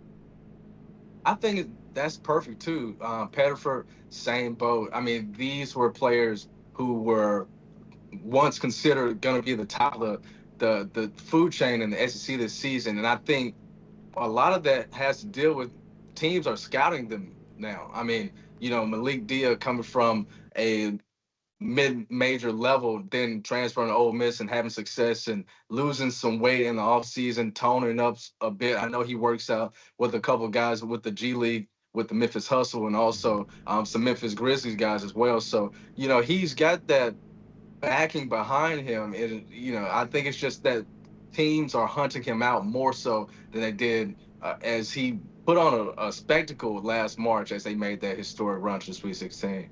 Coming up next, it's an interesting one, going to Rupp Arena to go play Kentucky. Then after that, it's Vandy and Tennessee. So 3 strong teams in different ways. I feel like this is a really interesting point in Ole Miss's season where they got those 3 wins in a row. They're 3-3 in the SEC with 3 really tight games. I don't know if you saw this 9-game stretch in a particular light, but now as I watch that 9-game, possibly 10 games, if you add in that Texas game, what would, in your mind, and maybe if you're picking the mind of Chris Beard, where would you think that he would want to see his team after these 9 tough games in league play? Well, I think if you can somehow split some of these games, especially if you host a 15th ranked Vanderbilt team with one loss on the season. That's a great place. They're going to pack the house out at the Pavilion for that one. Then on the road to Tennessee, and especially you got to say UT, the other UT. You got back-to-back UTs, but that Texas, that burnt orange, I mean, that is a game that Chris Beard is definitely going to hone in on. Obviously, his team knows his repertoire being back in that area, and there was a reason why he ended up at Ole Miss, right? He's a successful guy. He's been able to build, and from Texas Tech, Texas to Ole Miss, I think they'll be ready for that. But especially last night, they just kind of ran into what I looked like. They ran out of gas, right? Yeah. You win 3 straight, and the way and the fashion they did at Georgia at the buzzer, comeback win against Mississippi State, like a rivalry match at the hump. Like, that's not something just easy to do. So I think they let the gas slip a little bit last night, and I think Beard is definitely going to hone in and put more emphasis on taking care of business at home against Vanderbilt, and then also on the road to Texas. Colin, let's switch gears here for a second because there's some interesting news coming out of Oxford. Not basketball, not football related. There's something new coming out about the football team every day, but actually about the golf team. And Michael DeSasso decided that he's going to turn pro after winning the NCAA championship, individual championship. He's going to be joining Phil Mickelson's High Flyers. Was this a little bit of a surprise move, or were Ole Miss fans kind of just waiting for the day that this was going to happen? No, I think it's a surprise move, but I also think it's a shot in the dark for Liv as well. You guys didn't tell me we were going to talk about Michael DeSasso. I had already threw on my Augusta stuff. This is just, I'm on brand I'm PGA all day. So when we look at what Liv has been going through most recently, losing some big names that they took a huge swing on about 5-6 years ago, Brooks Koepka, whatnot, that you don't know what the future is in store for Bryson DeChambeau and even John Rahm. So these guys, they want to get back to playing competitive golf and have the focus back on them. So the easiest way for Liv to kind of continue to rebrand themselves is by getting the hottest talent, and those guys at the PGA are sinking out coming out of college and overseas as well. And Michael DeSasso, that swing, I don't know if you guys play golf. I try to play golf sometimes. Yeah, Patrick plays golf. He's really good at golf. Yeah. I'm in the single digits. So I'm at like a 4.8 right now. 4.8. Well, you know what that swing looks like for DeSasso. You want to talk? You can't get away they with that. They teach you got to sit into the swing, and let me tell you what, he definitely gets his legs into that. I remember watching. He just makes my back, my side just hurts to see him really kind of dig into it. But he's gonna be a talent, and he's proven that. But we also have to think he won a couple things on last year with the Rebels. But he did finish third overall when it came to the national championship. So I think it's a bright pickup for Liv Golf. But for DeSasso, at this day and age, what's the difference between him joining Liv and hopping in the transfer portal and making a whole lot of cash at a very young age? And I think that's he could eventually end up on the PGA Tour down the road sometime soon anyway. Well, since you have the Masters quarter zip on, I might as well ask you, were you a little surprised that he basically gave up his Masters eligibility? I know he played in the U.S. Open at Oakmont in 2025, but were you a little bit surprised that he was like, you know what, this is bigger than just playing in the Masters this year. I'm going to go and join Liv and presumably get my bag, so to speak? 100%. I think I've seen this. I can't remember the guy's name. He's from Mississippi somewhere, but he was one of the low AMs for the Masters back in, I think, 2021, 2022, and he did all the majors, right?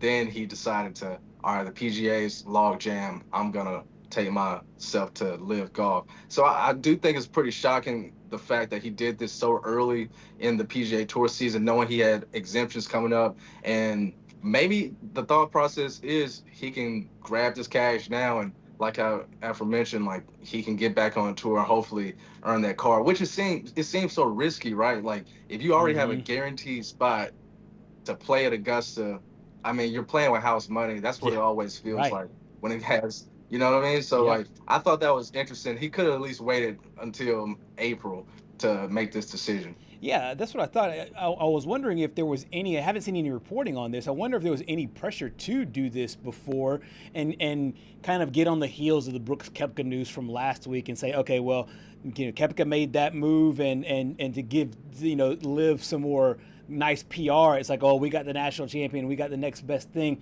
I found the timing of all of this just super interesting in the sense of like where Liv is from a PR perspective. Did you?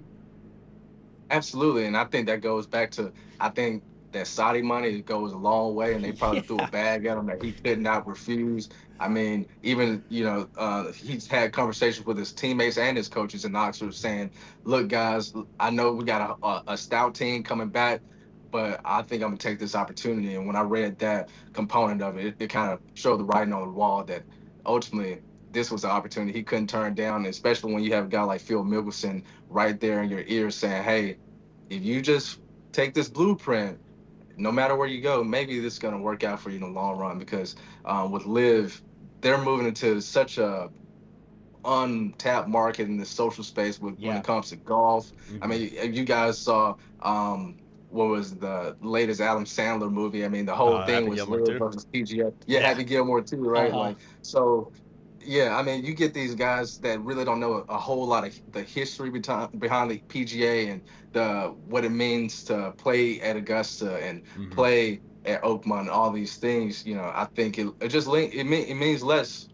to those guys. Not a bad thing at all. It's just us old guys. We take so much homage into prestige and pageantry when it comes to those things. One more question before we let you go here. It seems like Jackson Koivu is probably going to be the #1 golfer in the SEC coming into this year. Who is going to fill into Michael Lasasso's spot there on that Ole Miss team? Ooh, man, that's a good question. They have a deep roster. I'm not going to lie. They have 6 returners from last year. Malloy, he said, he's fired up to look at these guys as they continue to get this run and get back to the national championship. And I think Cameron Tankersley, he might be a surprising. I'm giving him the nickname, the Tank. I mean, he's been solid for those guys the last couple of years. So I think, Cameron, he might pick up the torch and continue to do what Michael Lasasso intended to do this season in 2026. Absolutely. You have been great. I know that you've been super busy, been traveling, but you've made time for us and for our show. Thank you so much here for your time, Colin. Oh, you guys my friends, man. Of course I'm gonna make time for y'all. Absolutely. Well, the feeling's mutual, but we really respect your time and really appreciate your insight there on all things Ole Miss. No problem. Y'all stay safe. You too. Stay safe there in the cold, the ice there. We got a chance to talk to them during the break. This could be a little dicey over there for lots of part of the country, especially there for Tennessee. Hoping everybody stays safe. Coming up next here on Southeast Sports Plus, we will close up hour #1. Stay with us. Welcome back to Southeast Sports Plus. Several members of the SEC and all the top players in college football will start the NFL draft process. The draft does start in Mobile at the Senior Bowl with practices. There are expected to be more than 28, I believe, general managers that are down here, coaches that are down here in this way. And I know this will be your first one here as a Mobilian, but this is always a really interesting time because guys that play at small schools can elevate their draft stock. Guys that play at big schools can kind of go head to head and really make a lot of money in the pre-draft process. Yeah, and I think some of these guys that are also not only coming from the smaller schools, but also maybe undersized in some areas can have their chance at going up against some of the quote-unquote elite talent that will be here next week and show off their skill set to these general managers, coaches, as well as some of these other scouts. So I think it's a great time for all of these players. Like one of the guys that we'll talk about here is D'Angelo Pons. Yep. He's 5'9". He's a cornerback, but I mean, I've seen him lock down some of the best wide receivers in the game. Right. But some people say that he's undersized at 5'9". What is he going to do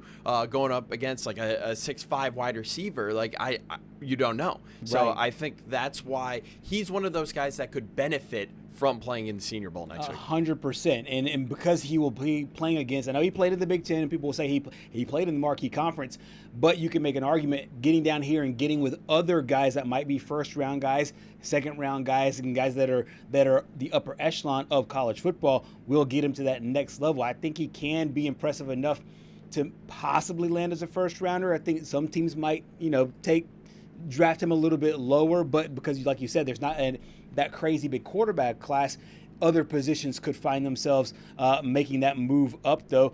Also, out of the SEC, you have Malik Muhammad that has accepted his invitation last week. This could be a Texas Longhorn. We saw with the defense towards the end of the year could make himself a lot of money coming up next week. Yeah, and he's going to join his fellow Longhorn defensive member, and Michael Taft, the former walk-on, who I think Michael Taft honestly could be a first-round pick in Pittsburgh here in just a few months. But Malik Muhammad, I think we talked about the game that he had against OU in the Red River rivalry. I believe he had both of his interceptions came in that game. He was the SEC Defensive Player of the Week after that. 2 of the 3 John Mateer interceptions came from that game. I think Malik Muhammad, I'm going to make a little bit of a projection here for him.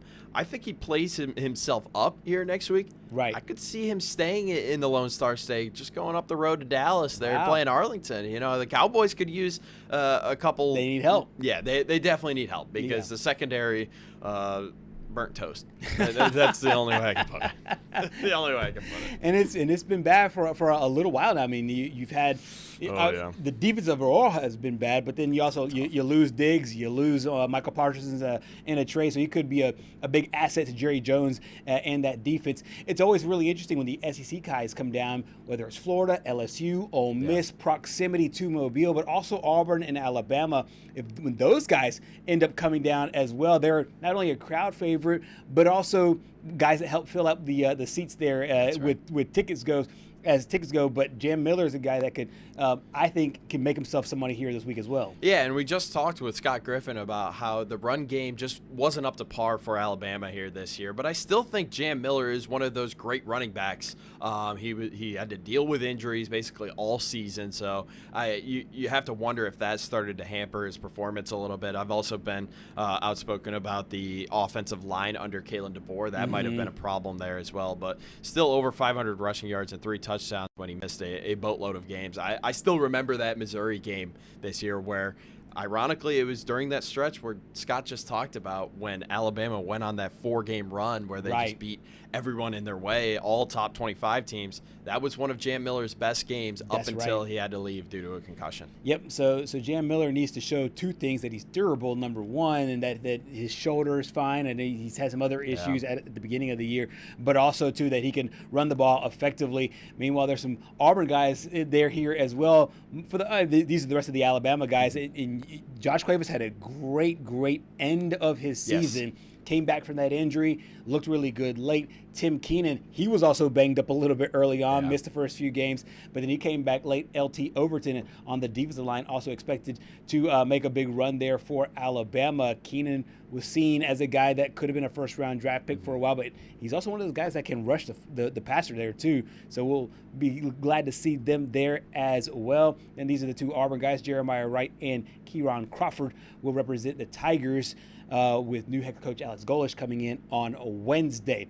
Also, the home of the 68 Ventures Bowl and the home of South Alabama football is Hancock Whitney Stadium. And Clancy Callahan from WKRG talked a little bit about how Hancock Whitney Stadium makes the shift from bowl season and college football season to the Senior Bowl. Some might say the best place to see the field is from the 50-yard line, but really, it's from up there. April May Mitchell Field got a total transformation for the 76th Annual Senior Bowl. But this didn't happen overnight. The people sitting in the stands, they just show up and it's magic.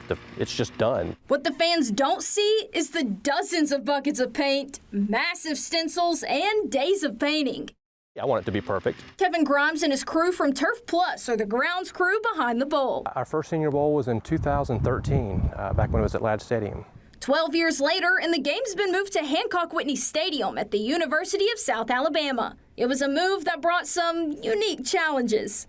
We have all the South Alabama logos that we have to cover up to get ready to put down the Senior Bowl logos. The field is covered in permanent turf. That means that giant jaguar at midfield and the end zones aren't painted on. So when you redesign the field, you have to cover it up so that original design doesn't show through. It adds a good day to what we're trying to get accomplished, and we're going to cover anything that's white with a green.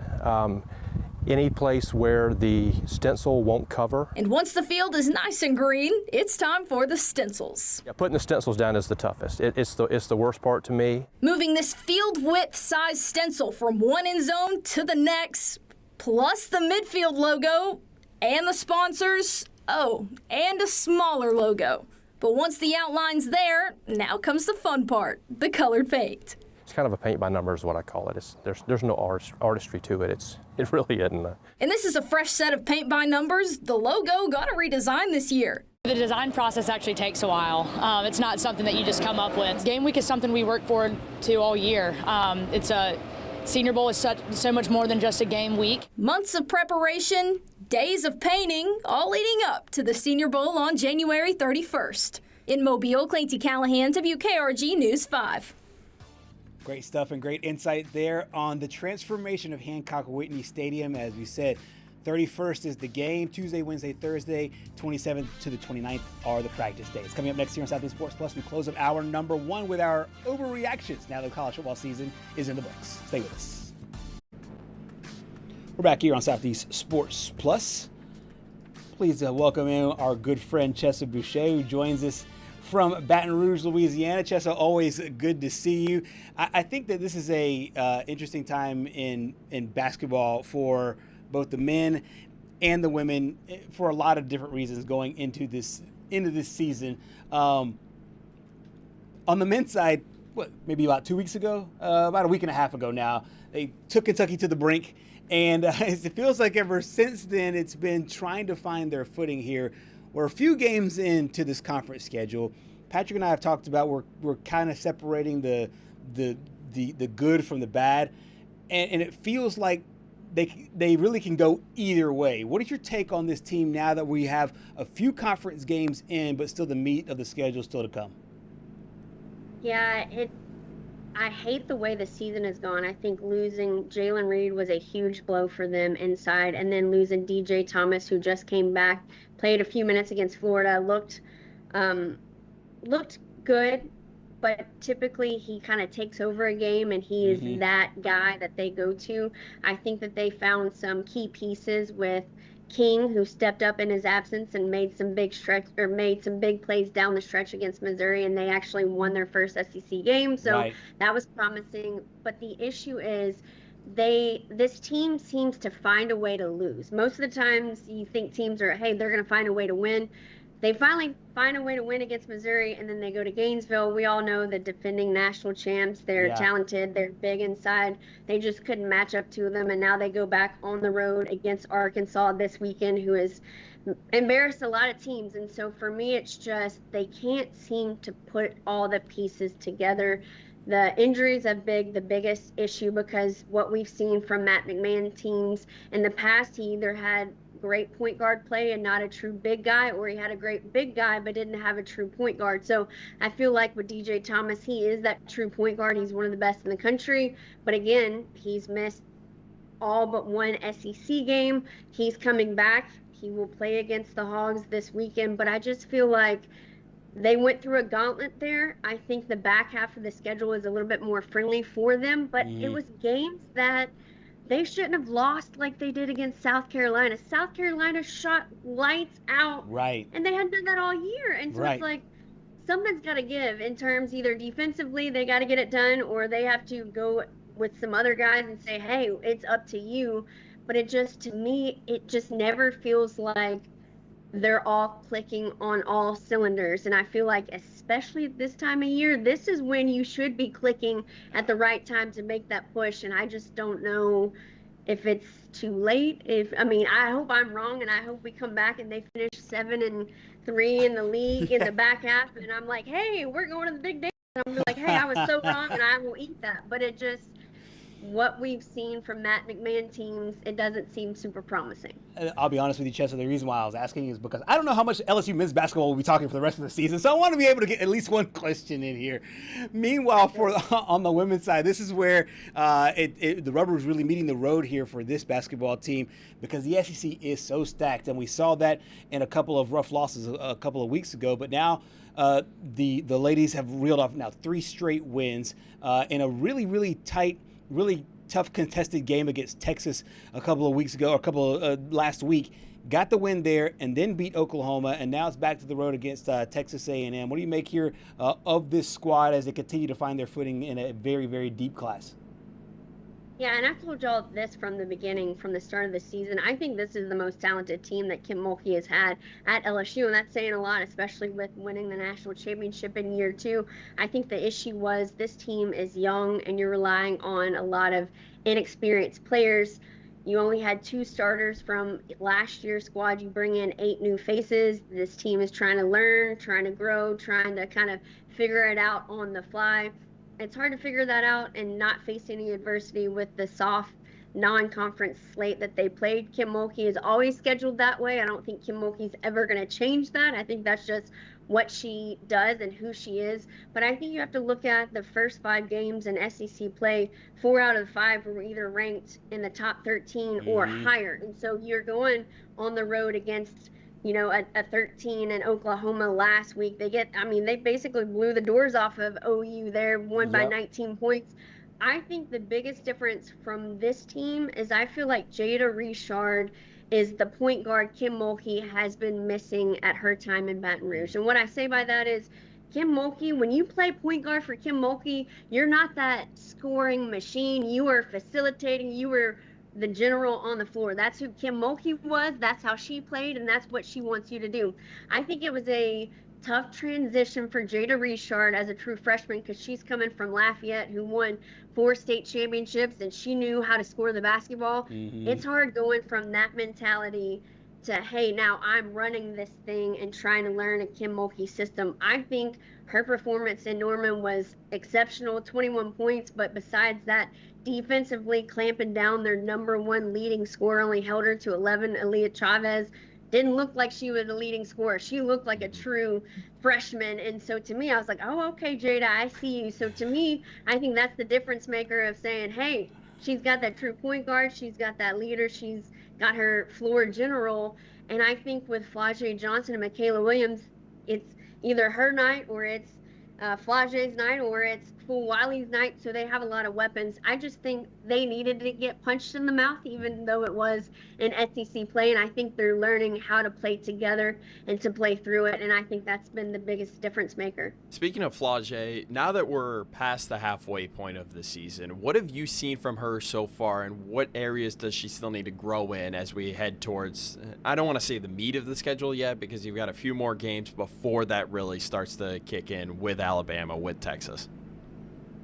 I think sometimes Flau'jae gets in her own way. And what I mean by that, like, it's easy when you're not scoring the ball to get down and to, you know, you're trying too much. A lot of the times when Flau'jae, if she's not shooting the ball really well, she's forcing it, and she doesn't have to. But I understand why she does it. A year ago, if she wasn't scoring 18 to 20 points, that team was not winning. And so to me, I feel like because of what she's been through this season, because she did have a game where she didn't score, and that was just the second time ever in her career in Baton Rouge, I think she's learning, like, hey, I don't have to do it all, and I can still be that leader, and I can still be that voice for everybody else. And I even asked Kim Mulkey in their post-game press conference when they beat Texas, like, do you see more accountability? And Kim was like, yeah, I do. I think they do a lot of stuff outside of practice and games, which they hold each other accountable, and I think we're seeing that on the court as well. And I think Flau'jae she's a big reason for that. Absolutely. We heard from Flau'jae Johnson about being able to affect the game without the basketball, and a couple things: being conditioned and playing great defense. No, you just have to be conditioned. I think conditioning has been a big part of, you know, what we talked about when playing this type of game with a lot of possessions. And just not getting sped up. I feel like we did a good job with running time off the clock, and even a good job of making them run their sets. I feel like a lot of the easy baskets they got were in transition, but in the half court we really made them run their sets and get that next pass and that next. So I feel like everybody did a good job, just you know, running with them and just doing our best in that way. I mean, when you talk about defense, you got to mention Jada Richard. 3 for 14, Aaliyah Chavez, that was her main assignment. I would say she did a great job just controlling the tempo on defense, getting back in transition. We had a couple of lapses in transition, but overall, like, you know, Jada controlled the pace. She really controlled the whole dynamic on defense. So I would say it was her really dictating what Oklahoma did on those actions. All right, Chessa, let's now flip to football. Basketball should be really interesting as we go over the next couple of weeks. But football is interesting right now because of the transfer portal that closed last week. However, there was a lot of talk about Lane Kiffin and maybe a mini Cold War he was trying to set off within the Ole Miss locker room in and of itself. He was able to pull out sabotage. Yeah, exactly. He was able to pull out a big win with TJ Daugherty, now a member of the LSU Tigers. Now that the dust is settled, so to speak, with the transfer portal, where do you put this signing and what Lane was able to do there in that short period? Man, I think it's been so impressive. I understand that there's always going to be turnover when a coach is fired and you bring in a new head coach, but for them to sign 41 guys and have the #1 transfer portal roster in the 5 years of the history of the portal roster, they've never had a class like this one, and I think that speaks volumes. I was impressed that they pulled off Prince Will Uamane. I can't say his name to save my life, but he led the SEC in sacks. That's what you need. And Lane Kiffin has talked about, especially growing up under Monty Kiffin, that it all starts with a defensive line. I think LSU struggled there throughout the season of not getting enough pressure on the quarterback. And you bring in the SEC leading sack guy. It's so impressive. And I love Lane Kiffin trolling, and I love him running his mouth. But I think when you can run your mouth and you can back it up and bring in those guys and bring in 4 dudes, not just 4 dudes from Ole Miss, and bring them to Baton Rouge and be like, all right, that's what I want. What's Deion got, leaders and dogs? Yeah. It's just, man, it's crazy because, again, y'all know that I went to Ole Miss. I got my undergrad from there. Mm-hmm. But for Lane Kiffin to sign more 5-star recruits in the first 5 days he's in Baton Rouge than his entire time in Oxford, bruh, that is a flex. Good. So I believe the grand total is going to be north of $20 million for this transfer portal roster. And just taking into the fact that we already talked with you about Sam Levitt. There's some concerns there with the foot injury and some of the other guys that he was able to get to come to Baton Rouge from Ole Miss. Do you think they should be in consideration for title contenders in year 1, just based off of this roster alone? Oh, I think so. And it's crazy because, I can't even name all the dudes. I was doing my homework and I was my hand was hurting with writing all of the background. And I was like, holy moly, for spring ball, I'm going to be who is, there's so many. But I think the level of guys that they brought in speaks to the volume of this class. There's a difference. Brian Kelly brought in 18 guys last year, had the #1 transfer portal. Only 8 of them had 1 year of eligibility. Mm-hmm. Some of them were great, some of them not so much. A lot of the offensive line, they're gone. They needed to be gone. They were one of the worst offensive lines in the SEC. Couldn't protect the quarterback. But, the guys that they're bringing in here are experienced, real deal, dogs. That's what you need. But that's what we had been so accustomed to seeing in Baton Rouge. And I feel like under Brian Kelly, he got away with it because maybe they missed. Maybe they weren't great at building that roster. Mm-hmm. They weren't great at evaluating talent. But Lane Kiffin, that's one thing that we can say. He's a great play caller, and he knows how to evaluate talent. And he's got the coaching staff that is putting their nose to the ground and going after it. Lane Kiffin is in New Orleans, hitting up all the schools in New Orleans yesterday and today.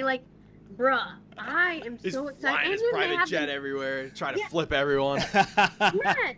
He's got no shame, and I'm about that. I'm about a coach who's ready to go after it and who wants it, and that man wants it. Yeah, and you got to this day and age, and we've seen what the transfer portal can do. We see a national champion on Monday night that wouldn't have been a national champion without the transfer portal and everything else, and now you have the portal king right there in your backyard. Chessa, you've been so great. Thank you so much for joining us here at Southeast Sports Showing off those guns. Yeah, I was about to say, when you did this earlier, I was like, hey, I have a wardrobe request next time. Next time, go sleeveless so we can see the guns in action. Show off the guns. I'll do that next time. I love it. Chessa Bousteille, thank you so much for joining us. Thanks, guys. Y'all have a good one. Baton Rouge, Louisiana, a hotbed right now for the transfer portal. Chessa, I forgot to tell her. I'm going to be in Tiger Stadium for the Zach Bryan concert. Oh, nice. Yeah, so nice. it's weird because I've been in Yankee Stadium, not for a Yankee game, but for a football game, and now I'll be at Tiger Stadium. Not for a football game, but for a Okay. concert, which actually might be just as packed there, considering I'm sure it will. how big he is. Stay with us here at Southeast Sports Plus. We break down the NFL playoffs next.